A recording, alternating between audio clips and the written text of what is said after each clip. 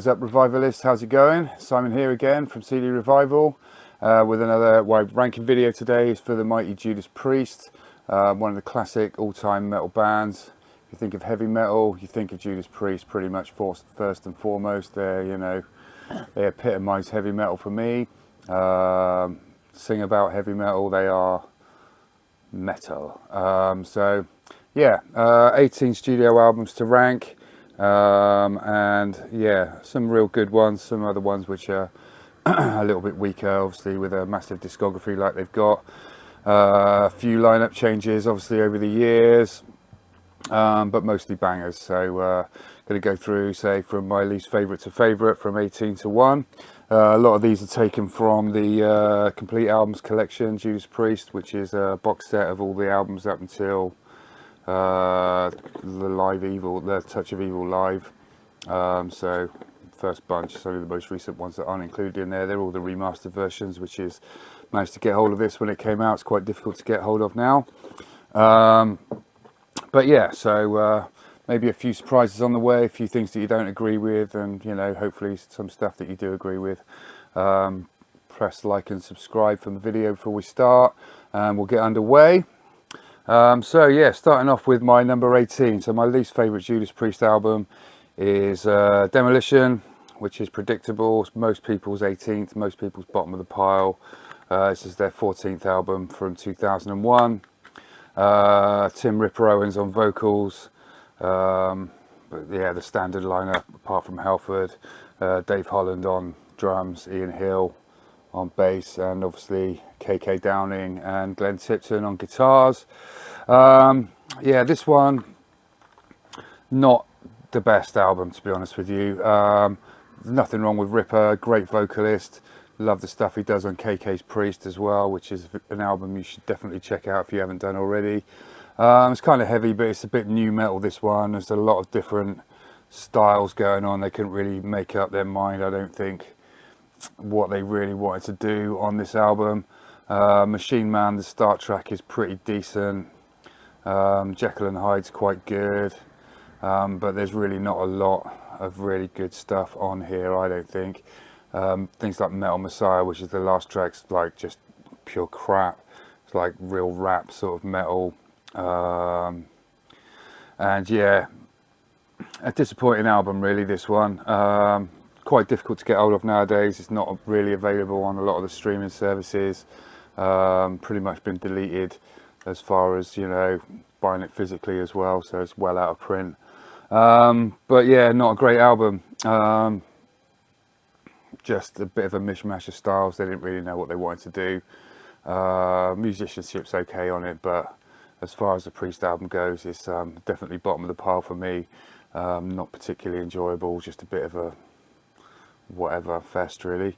But yeah, apparently Tim Owens wants to redo this one and Jogulator, because I mean they have been erased as far as Judas Priest is concerned. They don't really exist anymore, even though Rob Halford said he'd be happy to do some of the tracks live, but they never have. But yeah, Demolition, very disappointing. That's my number 18. It's their 14th album from 2001. Number 17, I have got this one, Nostradamus, 16th album from 2008. Now this one, obviously concept album, double album, overly long. This one says from the box set. And just not really there's a lot of, because it's a concept album, there's a lot of interludes and bits in between. It goes on way too long. 2 albums is way too long. There's a couple of good tracks on it. Prophecy's pretty good. The actual song Nostradamus is quite decent. In my opinion, what they should have done is, if come up with like the Nostradamus concept and done it as like they did Loch Ness on Angel of Retribution, which a lot of people don't like, but I think is pretty cool. And like, it's a long track, 13 minutes long, and they should have gone with that. They should have done like, take maybe the Nostradamus, a bit of like the Prophecy song, and maybe done a long Nostradamus track, which maybe lasted 15 minutes or so and takes in a few of the bits from the album. and that probably would have been seen as pretty cool. But to do a whole double album of, quite honestly, tedium, a lot of it. I mean, it's not bad, but it's just so it just goes on, man, and it's just like, for me, it's boring, and it's a mission to get through it all, to be honest with you. So for that reason, it's my number 17. It's nothing like, oh, it's complete crap, but it is a little bit just overblown and just boring, to be honest with you. So for that reason, it's not my favourite Judas Priest album, and it is my number 17. It's their 16th album from 2008. What have I got? Any other notes? Oh yeah, Don Airey does a lot of the keyboards on this. He's done a few bits on their albums, as we'll show as I go through, but yeah, it's quite a lot of keyboards and symphonics and blah blah blah. And Don Airey, who's done some stuff with Ozzy and, you know, various other bands, but he does the keyboards on that anyway. So my number 16, a lot of people like this and a lot of people don't necessarily like it. Point of Entry from 1981. It's their 7th album. Dave Holland does the drums for this, otherwise it's the classic lineup. I've got this, like the remaster version, and I've got like the remaster version that comes in the box set as well. This is the UK and Europe sort of cover. I know in the US they have a different cover on it, which is not great either. Judas Priest, I think, are one of the best bands for like their cover art. I think all their cover art's generally pretty of a high quality. Point of Entry is probably one of the weakest ones. The American version is probably worse, if that's possible. This one is a bit of a, I don't know, the songs just aren't very good on it. It's a lighter rock sound. Consider the albums that came before it and after it. Obviously British Steel was before it, and Screaming for Vengeance after it, and then you've got this sandwiched in between. Starts off pretty well with Heading Out to the Highway, which I think is a really good track, and there's not, the only other track that I think is good is Solar Angels, which is pretty decent. People say, oh, Desert Plains is a good track, but I think in the context of this album it's one of the better tracks, but it's only because the rest of it's kind of shit. Hot Rockin' is just crap. The video is amusing, if anything else. You Say Yes, things like that. It's just all just kind of not very good hard rock as far as I'm concerned. So some people really like it. I've read stuff where people were like, oh yeah, I love Point of Entry, blah blah blah, but I don't get it. It's just I was like, I've listened to it a bunch of times to try and sort of get what people see in it, but I don't see it, man. So yeah, for me, Point of Entry, number 16. It's their 7th album from 1981, and I think it's pretty bog standard rock with nothing apart from the first track. It shoots its load, bam, and then the rest of it's just like pretty much wank. So Point of Entry, number 16 on my list. My number 15, first album, Rock-a-Roller, from 1974. This one has got John Hinch on the drums. It's the only one that he is on the drums for. That's the band lineup on the back. This is way before their sort of leather and studs image. And I think it's an alright album for a debut album. It's got some good stuff on it. It's the actual track Rock-a-Roller is decent. The remaster version's got Diamonds and Rust on it, which is straight away the best track on the album. But for a debut, it's not too bad. It's listenable. It's got a different sort of sound, obviously, to the Priest that you know and love today. And it is much more of a bluesy, sort of rocky, sort of early 70s sound. Obviously, it came out in 1974. But yeah, I do prefer listening to it to the 3 that I've mentioned before this, just because it's, you know, kind of listenable and, you know, not too cringe and, you know, fairly decent. But yeah, not a bad album at all. That's their debut, Rock-a-Roller, my number 15 from 1974. All right, every other album is all really good. So the rest of the albums from now on, I really enjoy. 14, Jugulator, first album with Tim Ripper Owens. So Rob Halford left after, I don't know, what, 4 or 5 years. They got Ripper in and did this album. And when this came out, 1997, this is their 13th album.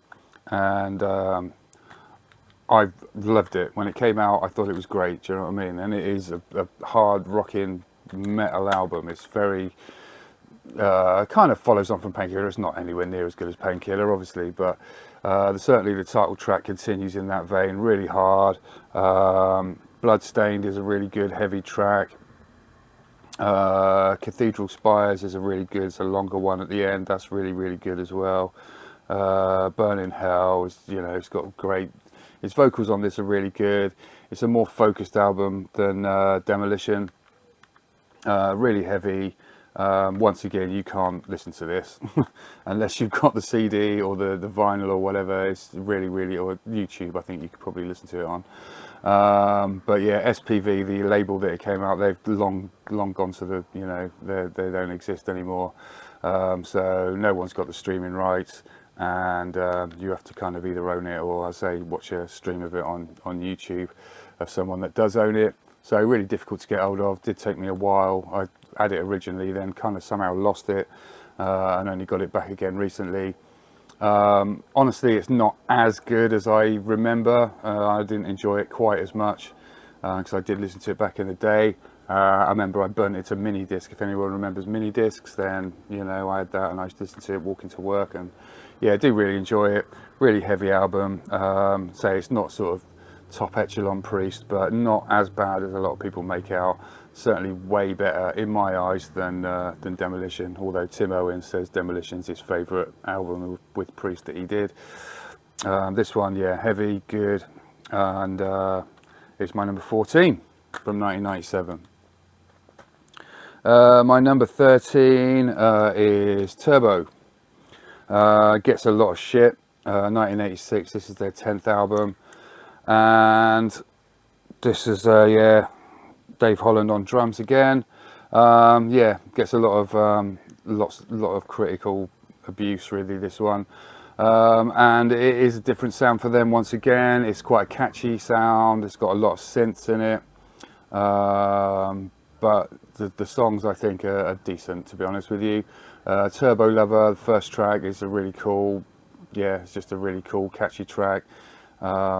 And yeah, it's all like very synthy and stuff, but super catchy, great chorus. Locked In's good. Private Property, just a really good chorus track. Parental Guidance, probably one of my least favourites on here. It's got things like Rock You All Around the World, Out in the Cold, which is a really good track. Reckless is a really good track. Yeah, Wild Nights, Hot and Crazy Days, terrible title, but a good catchy tune. So yeah, it's a little bit lighter than a lot of their stuff, but I think the quality of the songs themselves, I think, are really good. So I do enjoy Turbo. I had it on cassette back in the day, and yeah, do enjoy listening to it. And that's my number 13 from 1986, their 10th album. Number 12, I've got Redeemer of Souls, which is one of their more recent ones, 2014. That's their 17th album. A little bit over long, but still got a lot of good stuff on it. Dragonaut, the title track, Halls of Valhalla, Sword of Damocles, March of the Damned, which basically sounds like an Aussie track, but it's still pretty cool. It does sort of tail off a bit towards the end. A lot of this album, Hell and Back's a really good track. A lot of this album I think sounds a lot like Maiden, actually. There's quite a few tracks on there that you can imagine Maiden doing, but yeah, still a really cool one. Shows that they're still doing it. Say this is their second to last album, and do enjoy this one quite a lot. Bit of a not quite as produced a sound, but still well worth a listen. Redeemer Souls, excellent cover as well. So yeah, superb. That's their 17th album from 2014, and that's my number 12, Redeemer of Souls. My number 11 is Firepower, which is their 18th most recent album from 2018. Seen by many as a return to form. I don't think they really lost a lot of form. I think this is slightly better than Redeemer of Souls. That one and Firepower and Redeemer of Souls both have Richie Faulkner on guitars. KK obviously left. after Nostradamus, which is not really super surprising. You probably thought, what the hell is this album? But yeah, Firepower, this is the book format version. I was just flicking through, which is quite nice. I do enjoy a book. CD is probably one of my favourite CD formats, in fact. But yeah, longish album, this one, 14 tracks on it. Once again, a bit over long, really. Firepower, great. Lightning Strikes, really good. Evil Never Dies, probably my favourite on here. Never the Heroes, Necromancer, they're all really catchy, standard, you know, classic Priest, really. And it is good. Flamethrower, actually, I love Flamethrower, that's a really cool track. Does tail off a little bit towards the end, but still, yeah, they're still doing good works. And yeah, that's my number 11, that's their 18th album, so nearly makes the top 10, but still a really cool album, Firepower. Do enjoy it a lot. And that's it, that's my number 11. Number 10, I've got Sin After Sin, and that's from 1977, that's their third album. Yeah, it started to get a bit more of the sort of classic Priest sound on this, things like Sinner, really cool, heavy track. Diamonds and Rust, Starbreaker, really cool. Last Rose of Summer is like a slower one, which is pretty cool. And does end up with Distant Aggressor, which Slayer did a cover of famously on I think South of Heaven. But yeah, not a bad album, this one. Say it's yeah, where do I got it? Number 10, so just inside the top 10. This is the last one with their sort of, I don't know, gothic Judas Priest font on it as well, before they went to the classic logo. But yeah, quite an enjoyable album. This is when they were just starting to transition from their sort of earlier sound to their you know, the sort of more, you know, rocky, metally, you know, well, not traditional metal, but, you know, metally sound. But yeah, I like it quite a lot. Sin After Sin, it's my number 10, and that's from 1977. That's their third album. Number 9 is Angel of Retribution. I've got the one from the box set, and I've also got this, the CD DVD set. And this was the return of Rob Halford. Simon Phillips was on drums for Sin After Sin, apologies for that. Yeah, it's the return of Halford from 2005, 15th album. So this is the book edition with the CD, DVD. Some really cool tracks on this one. Judas Rising, really cool pummeling track. Recalling back to sort of the Painkiller days. Deal with the Devil's really good. Revolution is another good one as well. Worth Fighting For is a really good catchy track. And say it's got Loch Ness as well to finish off, which is a 13-minute ode to the, you know, the tale of the Loch Ness monster. And yeah, I do like that one as well. It's definitely a grower on me. It's catchy. And this is my favourite of the sort of Return of Halford albums. And I think it's really cool. It's heavy, but it's got classic Priest sound on it as well. And that's my number 9 from 2005, 15th album, Angel of Retribution. Number 8, I've got Killing Machine, called Hellbent for Leather in the US, because, you know, they can't be trusted with titles like Killing Machine. In the UK, we're, you know, far less psychopathic, according to, you know, record companies, etc. I think there was some sort of school shooting or something at the time that they, you know, objected to. Anyway, I'm only joking, obviously. Les Binks on drums for this. This is when they pretty much developed their leather and studs image, and went to that more sort of, yeah, sort of like hard rock metal sort of sound. Starts off with Delivering the Goods, which is a classic track. You got Rock Forever and Evening Star, which are classic tracks, but I'm not overly chuffed with. Hellbent for Leather, which is classic. Take on the World, which I think was pretty much my introduction to Judas Priest. There's a show we used to be on called Top of the Pops for our younger viewers. Older viewers will remember that. And I remember seeing them, I was probably about 6 years old, 7 years old, and seeing Judas Priest on there doing Take on the World with their leather and studs, and thinking it was pretty amazing. So yeah, I think that was my first sort of like first time I'd ever seen them do anything. So yeah, I got a bit of a fondness for that. Take on the World is cheesy and it's an anthem, but you know, it is pretty cool for me. So yeah, some good stuff on there. Evil Fantasies does tail off towards the end of the album. That's why it's not a little bit higher. Green Man Alicia is a cover, which was originally on the American one, not on the English one, but they put it back onto the remaster. But yeah, this is when this is the start of the classic Priest sound, if you like. So that's Killing Machine. That's my number 8, and that's their 5th album. Came out in 1978. Les Binks on drums. Don't know if I said that already, but that's what he does. My number 7, Ram It Down. Another album, probably a bit surprised to see it this high in the ranking. Doesn't get the best rap, but I think it's a really cool album. It's from 1988. It's their 11th album.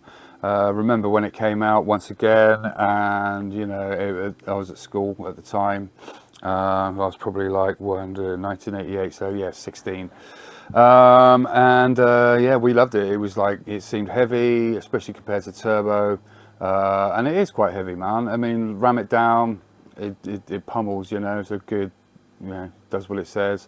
The track Heavy Metal is, you know, a great track. Starts off with Rob Halford screaming like a, you know, banshee. It's got a few duffers on it. Love Zone's not the best. Come and Get It, and it's all right. Hard as Iron, I really like. That's a really cool one. And it's got Blood Red Skies on it as well, which is, yeah, superb track, atmospheric track.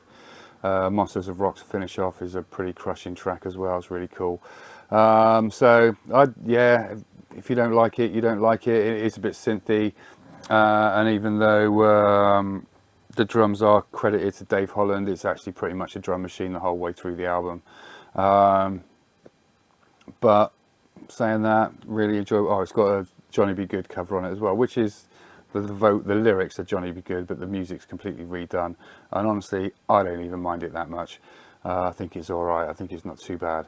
I'm a Rocker. I think they still do that live as well. So yeah, a lot of good tracks on there, and just an enjoyable, fun. You know, don't take it too seriously. It's metal. It's a bit synthy, but it's still metal, and a really cool, really enjoyable album. So do enjoy Ram It Down. That's my number 7 from 1988. All right, we are now up to number 6. My number 6, which a lot of people may have higher, is their second album, Sad Wings of Destiny, and that's from 1976.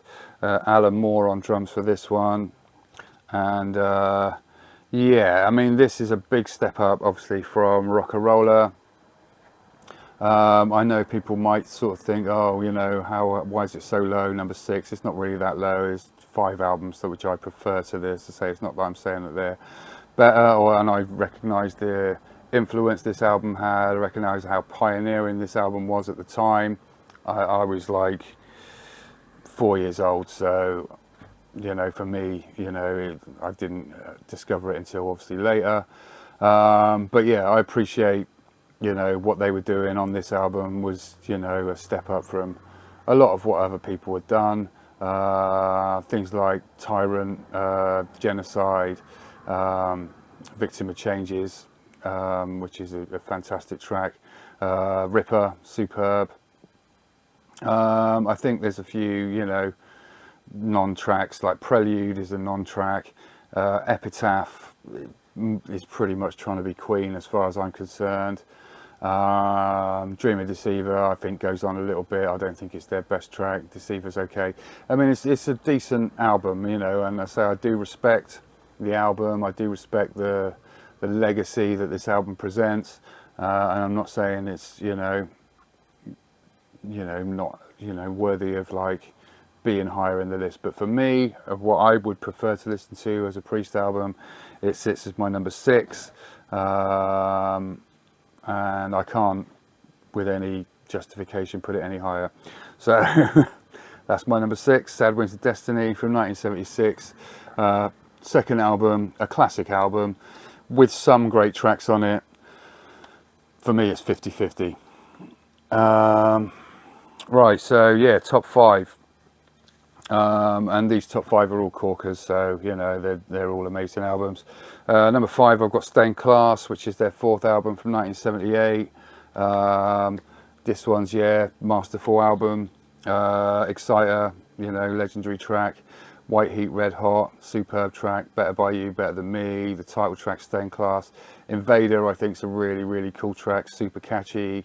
Savage is probably the weaker one on here, and it's got Beyond the Realms of Death on it as well, which is another really cool sort of almost the trend, you know, where it's got the softer verses and then the sort of beefier chorus. Just a really cool album. Yeah, just a really cool, dark sounding, good rock metal album. This is to say they started, you know, even more progressive further with their fourth album, From Sin After Sin, going into what they would sort of become. So yeah, brilliant album, Stained Class. It's my number 5. Pains me to only put it at number 5, but there are 4 that I think are more enjoyable for me to listen to. So that one's from 1978, it's their 4th album. Number 4, I've got British Steel. A lot of people say this is overrated. I disagree. I think it's an absolute classic album. It's their 6th album from 1980. It's the first one with Dave Holland on drums, and it's just like a greatest hits package almost. Rapid Fire, superb opening. Metal Gods, obviously fantastic track. Breaking the Law, which overplayed, but it's still a classic rock metal track. Grinder, amazing track. United, which is super cheesy, but you know, still kind of cool. You don't have to be old to be wise, probably one of the weaker ones. Living After Midnight, once again overplayed, but still an amazing track. You got The Rage, which is a decent track, although when it starts off you do think it's like a track by the Police or something, until it actually kicks in. And then Steeler, so yeah, awesome tracks all the way through. Legendary album, rightly so, not overrated at all, but still only my number 4 from 1980. My number 3, I have got this one, which a lot of people would have as their number 1 once again, but I think a couple of tracks just let it down. Screaming for Vengeance, from 1982, their 8th album.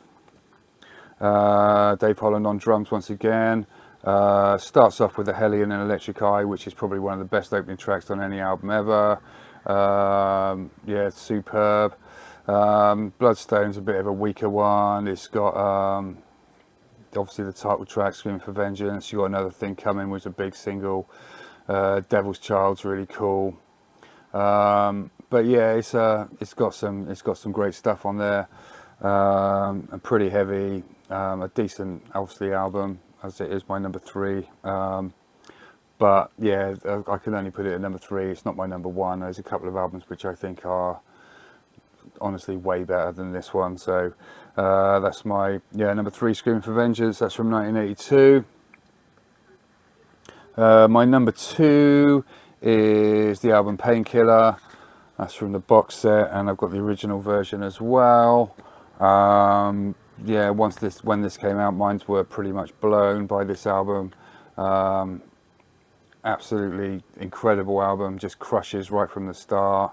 Does die off a bit towards the end, which is why it's not my number 1, to be honest with you. But yeah, the title track, obviously amazing. Hell Patrol's really cool. All Guns Blazing, it's just amazing track.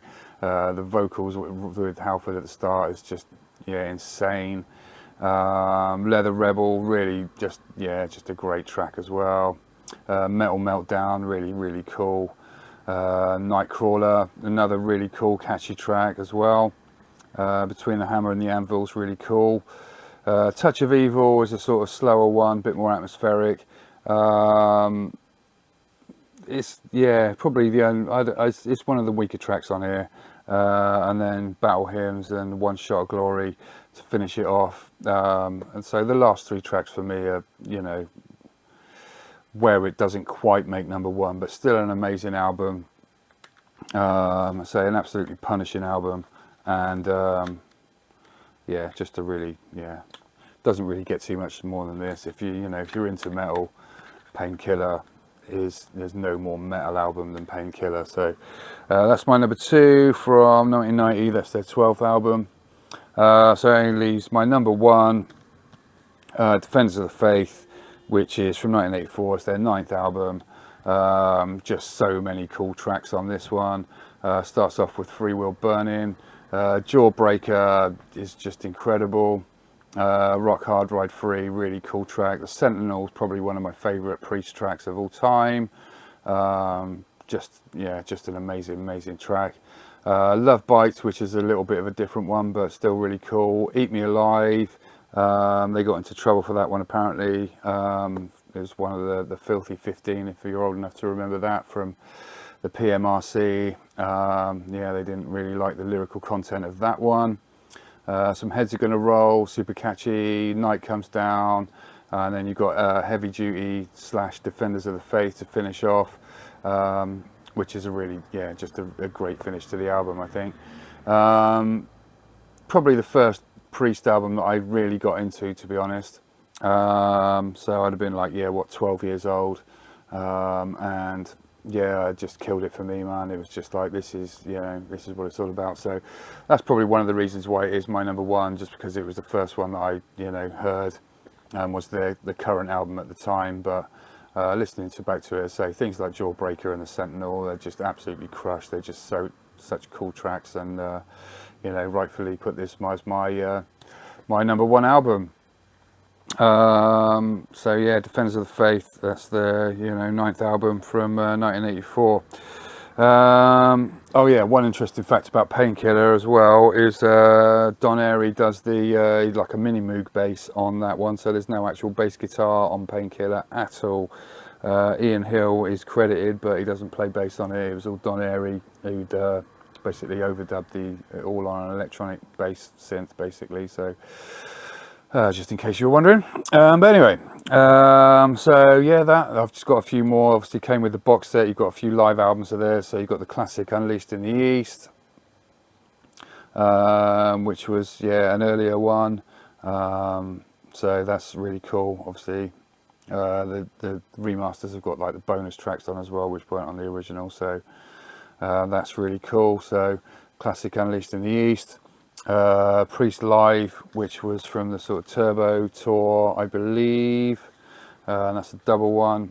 So that's really cool. So once again, it's got bonus tracks on the remaster. So it's got Screaming for Vengeance, Hellbent for Leather, Rock Hard Ride Free, which weren't on the original. So that's a really good set. And Touch it. Whoop! Nearly dropped it. Did drop it. Touch of Evil Live, which is a more recent one. So that's I think this came out after Nostradamus. It's got Death on it from Nostradamus, and Prophecy as well. But yeah, really good live one. Only a single CD on that one, but still really cool. So yeah, that's my Judas Priest ranking. Quite lengthy. It's taken me quite a while to work out. Obviously I've just gone through each one and ranked the tracks individually and worked out the average, and that's how it all came out, really. So that's how I worked out which one is my favorite. Quite scientific, quite factual, but with a little bit of sentiment involved as well. So let me know what your rankings are on Judas Priest. What's ranked too low, what's ranked too high. Let me know what you think. So once again, thanks very much for watching, and please do subscribe to the channel, and like the video as well, and all comments are very welcome. So yeah, have a great weekend. Thanks again for watching. You all take it steady. Cheers.